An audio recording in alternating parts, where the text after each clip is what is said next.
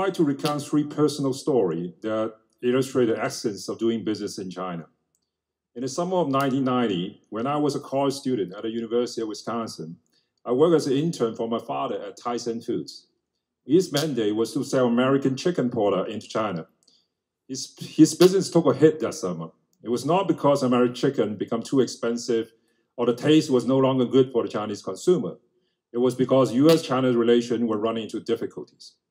The Chinese customs authority suddenly found issue with Tyson's custom duty. My father told me, with resignation, that whenever U.S.-China relations have a tough patch, American chicken would not be good chicken. CCP sees American business in China as hostage to be used for its own purpose. That was my first lesson of China business. Rule of the game are whatever the party says, what they are at that moment. My second story, in 1997, working for an American private equity firm, I invested in a company that was building China's internet network. It was subsequently the first NASDAQ-listed China technology company. That was when I first heard of Huawei. Huawei started its meteoric rise because state-owned telecom companies were ordered by the Chinese government to procure from local manufacturers exclusively in exclusion of international telecom equipment suppliers. During that period, I also visited the office of AT&T in Beijing. They were planning to get into telecom service market in China, as that was promised by the Chinese government in its WTO agreement. After 20-some years, there's not a single telecom company, foreign telecom company operating in China today, because the promise to open the telecom market was never fulfilled. My lesson, in China, there's no such a thing as a level playing field. You either prosper when favored by the state, or you perish when you are not.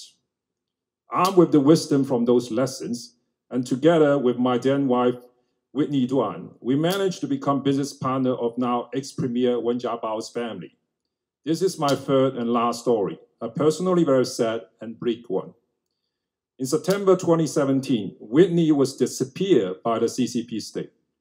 For 4 years, no one heard from her, not her parents, not I, not our children.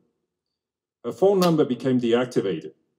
Whitney's mother, until her death in June 2021, had made a habit of calling her daughter every day, refusing to give up hope that one day Whitney may answer the phone.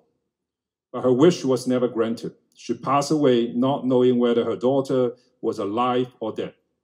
Whitney was never charged with any crime, and no reason was ever given for her disappearance.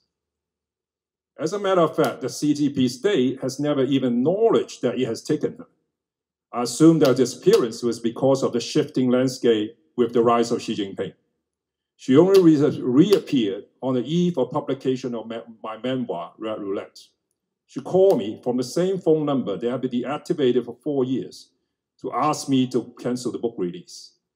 Moral of the story, political power trumps everything else in China. There is no rule of law. Instead, China is ruled by law. CCP is above the law in China, and Xi Jinping is modern-day emperor on top of the CCP and the state. Last but most importantly, I will stress the importance of safeguarding American economic interests in this competition with CCP China.